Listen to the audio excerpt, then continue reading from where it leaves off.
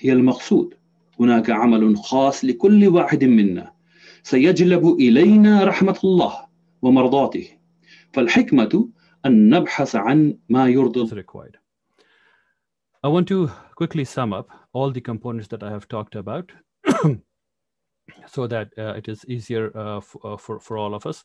So the first thing is to know what we want to do. The second,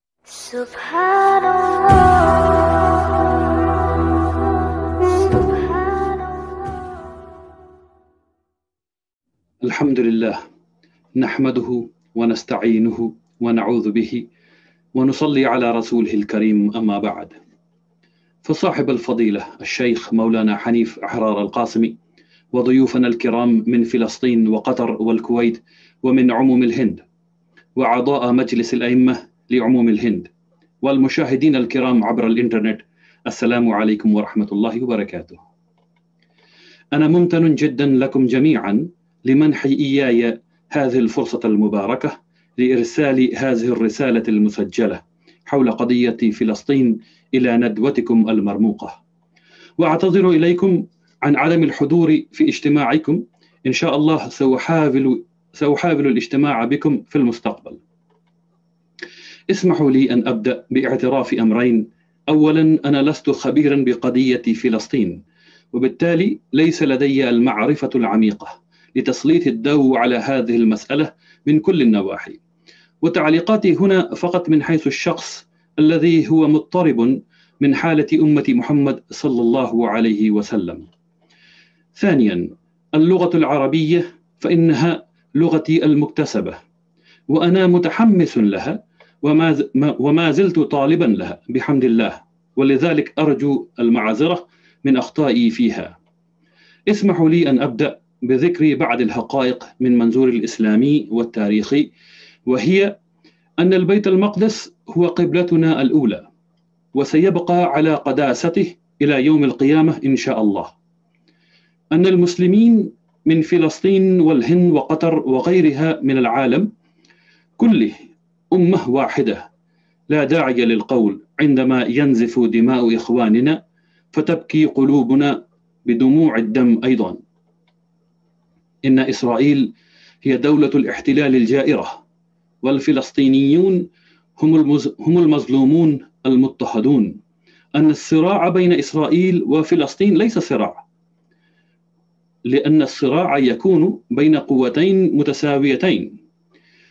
وليعلم أن وعد بلفور ديكلاريشن كان غير قانوني، ولذا تصديقه يعني تصديق بلفور ديكلاريشن من عصبة الأمم ليج اوف نيشن كان غير قانوني أيضا، مع العلم أن إعلان بلفور قد أعطى الصهاينة الفرصة لإحداث معاناة مستمرة ومتواصلة بحق الشعب الفلسطيني المحتل. أن غزة تحت الحصار من قبل إسرائيل برا وبحرا وجوا، ويعيش فيها مليون فلسطيني، 1.5 مليون منهم لاجئون. طردت الميليشيات اليهودية الفلسطينيين من ديارهم وأراضيهم ووطنهم بعمليات التطهير العرقي عام 1948. ووفقا للأمم المتحدة فإن هؤلاء اللاجئين الفلسطينيين لهم الحق المطلق في العودة إلى وطنهم. أن السياسة الرسمية الإسرائيلية لمدينة القدس هي أن يكون في القدس 60% من اليهود و40% من غير اليهود. أن الشعب الفلسطيني لم يقبل تقسيم وطنه، وأفادت لجنة كينكرين عام 1919 أن أكثر من 80% من سكان فلسطين صوتوا للأمة العربية الديمقراطية المتحدة. That this is not the khutbah of Jummah. This is ISNA's Jummah reflection series. So I will not be following the khutbah pattern, but simply a reflection. In the next few minutes that we have together, I would like to present a few values, habits, and thought patterns that are rooted in Muslim culture because of our practices that arises from Islamic ideals. My talk today is geared mostly towards young adults, but it is general principles, and inshallah, if anyone wants to follow, they will find it beneficial, bismillah ta'ala. Over the past year, the COVID has raged over the world.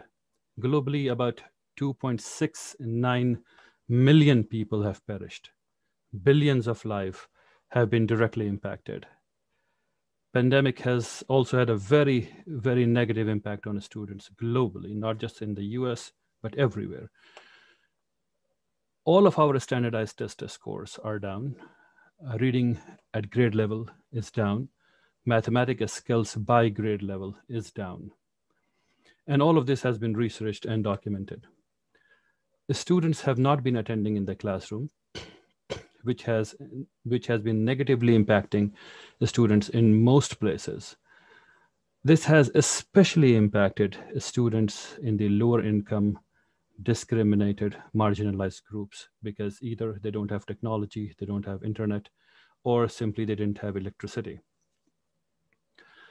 A lot of my work involves with the students in various countries, including India, the Middle East, and in the US. But I would like to concentrate today a little bit as an introduction to what we do so that you can understand the content that I will be talking about later. At Rahmani Program of Excellence in India, we prepare students to deal with the world's toughest undergraduate examination for admission into engineering sphere and medicine and commerce and law. Now, it is tough both in its content and because of the sheer number of people, both. To show you a quick stats about this, of this dramatic scenario that happens in India. Now, India has 1.34 billion population, very close to China now. And therefore, the number of students in India is large, very, very large.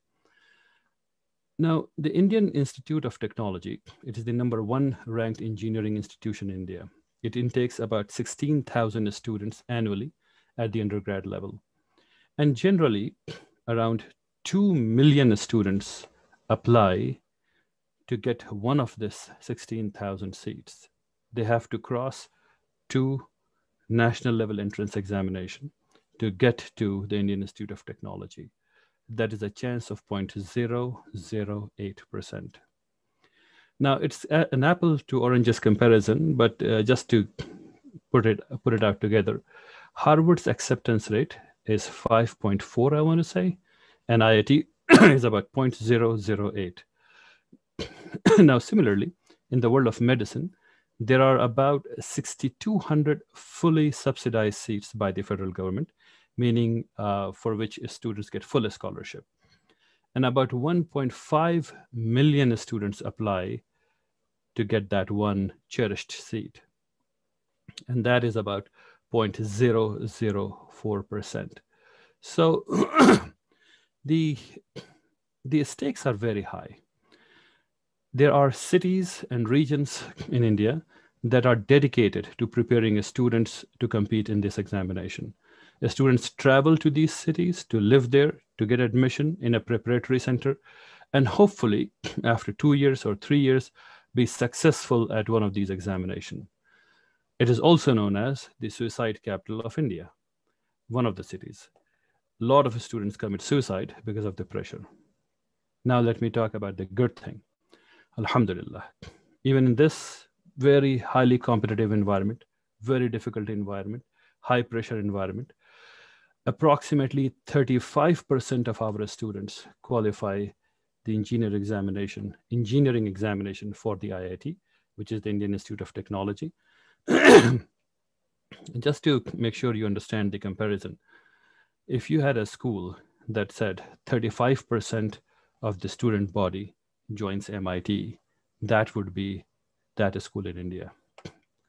About 40% of our students this year have received almost full scholarship to medical seats. Again, this would be the same thing as a school in the US saying that 40% of its students received 100% or 95% scholarship to medical seats. That is school in India. Alhamdulillah Rabbil Alameen. Summa Alhamdulillah Rabbil Alameen. Today, I'll be talking about the values, habits, and mindsets that help these students to be successful in this competitive environment. So there is the habits, the mindsets, and then I'm going to talking about how to do it, inshallah. Now, I'll be talking in general terms. I'll not be talking very specifically about syllabus and pacing charts and all of these things. I'll be talking about in general a structure that makes anything successful, whether be it your academic.